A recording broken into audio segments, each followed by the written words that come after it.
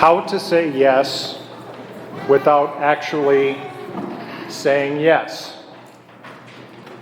Lord, will only a few people be saved?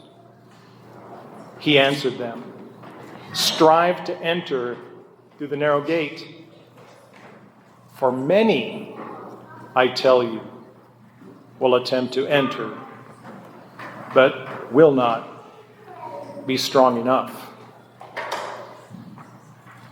There are, in our Catholic world today, a couple of very unfortunate and destructive errors that people are assimilating because they come from within authorities in the church who are not preaching or teaching in keeping with divine revelation as it's made known to us through the sacred scriptures, nor in keeping with the magisterium of the church. And so in the previous century, there was a very high-profile theologian, who engaged in a thought experiment. And while I get in general what he's trying to drive at, given the context of his theology, he nonetheless said that given our understanding of the mercy of God, we can have the reasonable hope that everyone will be saved. What's problematic about this statement is the use of the term reasonable. Because, see, our Christian hope is fixed squarely on the promises that God has made.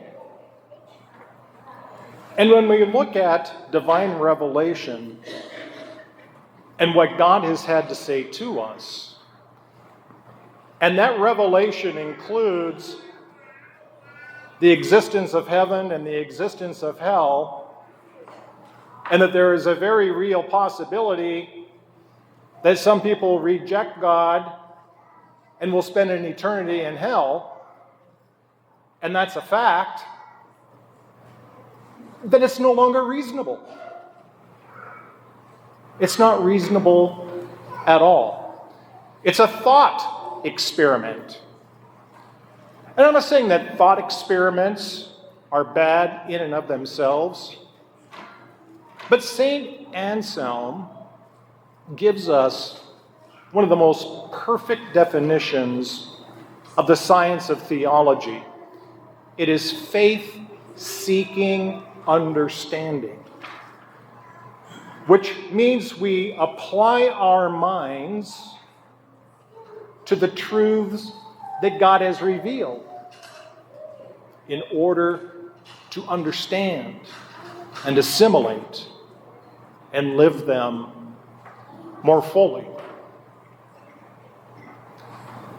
There are others who will say, clearly I cannot deny the magisterium of the church. Yes, obviously there is a hell, but personally I don't have to believe that there's anyone there. And so what happens when we engage in these very careless, reckless, and dangerous thought experiments is that we can't do so without at the same time calling Jesus Christ confused. Confused. That he doesn't know what he's talking about. And so he doesn't answer the question directly, because knowing the number of those to be saved, or the percentage, is irrelevant with regards to our own personal striving to enter through the narrow gate. And so we see Jesus doing what he customarily does when people ask impertinent questions, he reverses it and puts it back on their lap. And so what is he saying, in effect, to this gentleman who asked the question? You strive to enter through the narrow gate. It's an invitation. It's a challenge. And the Lord admits that many will attempt, but they will fail because they are not strong enough. Let's put that on pause for 2 seconds and entertain an aside that's not related to what I want to say. But nonetheless, we look at God and we acknowledge him as the creator of all things visible and invisible.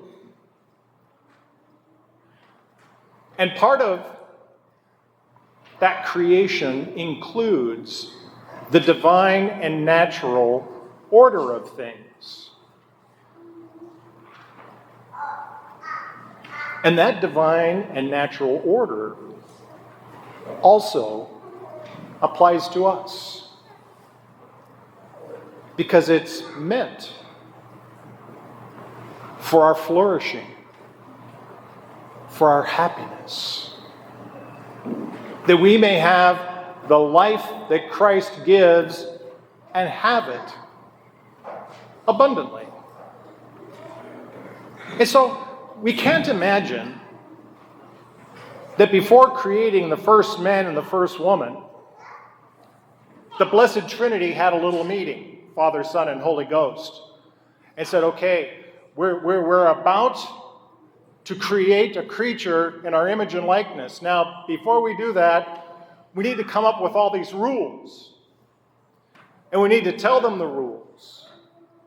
And if they follow the rules, they can live with us in heaven forever. And if they break the rules, they can spend eternity in hell, separated from us, who are the source of their life.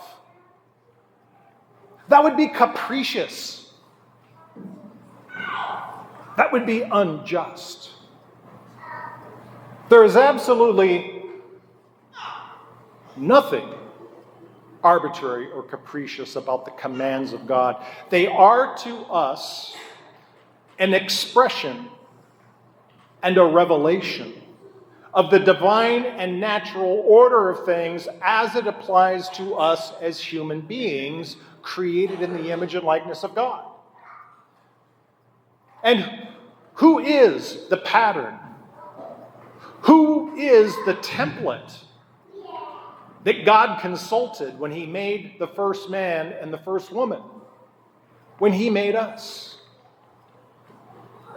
Jesus Christ himself, incarnate in our own human flesh. And it's in the person of Jesus Christ that we find the full and perfect revelation of who we are. And we can choose to accept that or reject that. You see, one of the things that I have not touched on is that this whole reasonable hope that everyone will be saved, or that I personally believe hell is empty. Not only do you have to say awful things about God and call Jesus Christ confused, but at the same time, you deny human freedom. God gave us the freedom to accept or to reject the abundance of the life that he offered. Just a really brief anecdote. When I taught theology at a Catholic high school some years ago, and perhaps this might resonate, with other teachers, is that you can kind of tell and you get a very strong sense of the students in your class. Those who come from disciplined homes and those who do not. And in your classroom, you have to establish order. Otherwise, instruction cannot take place. And so you have to make rules. You have to draw the boundary lines and say, thou shalt not cross. But inevitably, you're going to have students who come from an undisciplined home are going to immediately test that boundary. And when they do, and that you come down on them like a ton of bricks, they understand that you meant what you said, and that a boundary really does exist. And within those boundaries, they can experience something they don't experience at home. Security. And the love of an authority figure who cares for them enough to say, do not do these things because they're harmful to you and they disrupt the good order of the household. So this is why St. Paul tells us that at the time, all trials seem to be an occasion of pain. Oh, they certainly do. They certainly do.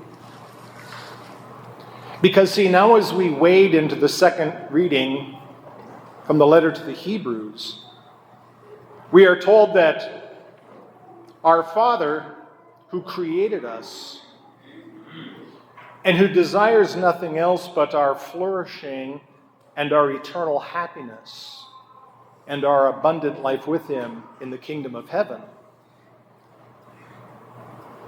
is going, like any parent, is going to correct and discipline their child. Why do we need discipline and correction? Because we live in a fallen world.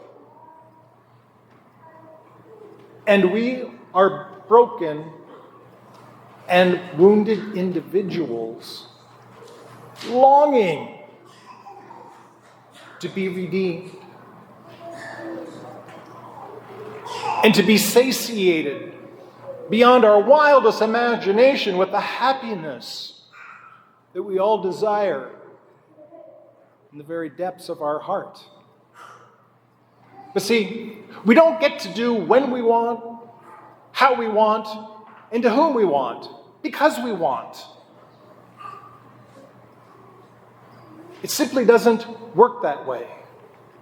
And so in revealing to us the divine and natural order of things, God has established boundaries that we shall not cross. Thou shalt not. Why? So that within those boundaries, we can come to experience the authenticity of true human freedom and security, and come to know and experience the love that God has for us. And so how does God correct and discipline us? Through all of our daily trials. Each and every one of our daily trials. And why does God do this? Well, St. Paul gave us two excellent reasons. Did you catch them? Did you catch them? When he tells us that God disciplines us, he says, in the first instance, he does so that he can produce within us the peaceful fruit of righteousness, which is to say, the practice of the virtues. So if you have the habit of praying every day, "Oh God, please make me patient," guess what? You're going to have a very, very difficult day. Because you asked for it. You asked for it. "Oh God, make me charitable to other people. May I love them as my brothers and sisters," until you don't. What did Jesus Christ say about our love for one another? He said, if you only love those who love you, what good is that? Pagans do the same. It's easy to love the people who love us. The challenge is to love those who, for one reason or another, are very, very difficult to love. And it's taxing. But God is wanting to awaken us to His perspective, who is good to all and makes the sun to shine and the rain to fall on the good and the bad alike. Now we know, if I can say it this way, how God feels.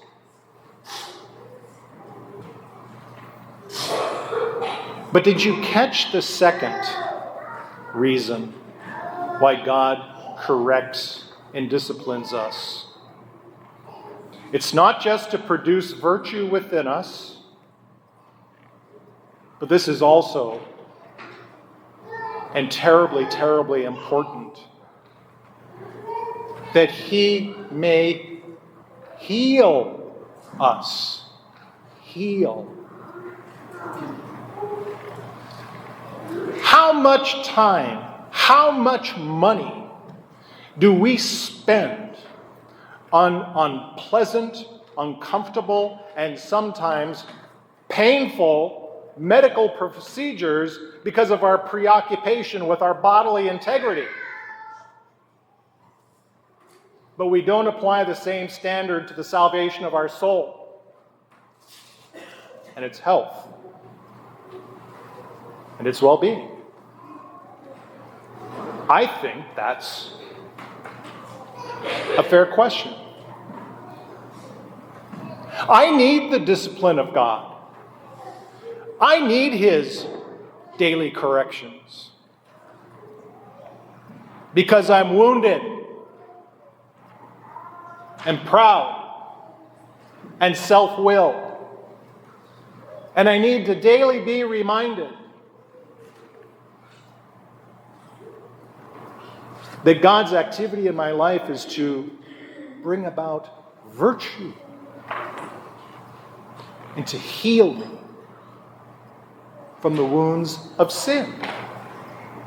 Because I want to be redeemed. I want to be redeemed.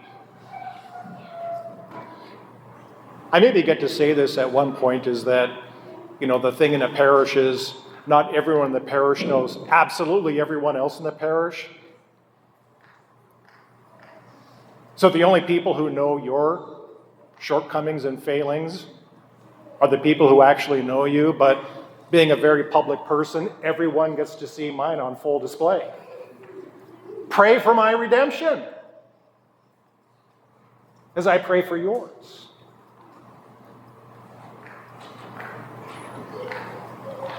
So by way of conclusion, I just want to offer a bit of practical advice, because it's what I do each and every morning. So when I conclude my morning prayers, I turn my eyes to the Blessed Virgin Mary, and I place in her hands everything I have to do that day. Doesn't matter how big, how small. I have this appointment, I have that meeting. I need to get the mail. I need to balance the credit card statement. I need to respond to these emails. I just lay it all out. Everything I have planned for that day. And then I add to it all of my anxieties. Because the demands of being a pastor are pretty heavy at times. So many needs, so many necessities. And you place them all in the hands of the Blessed Virgin Mary and say, please take care of all of this. Because I know you will administrate everything beautifully in accordance with the will of God. And then I say, I only ask for one thing in return. For the grace to know God's will and to love it. And not just to love God's will in a sense of passive acceptance, but to will it for myself.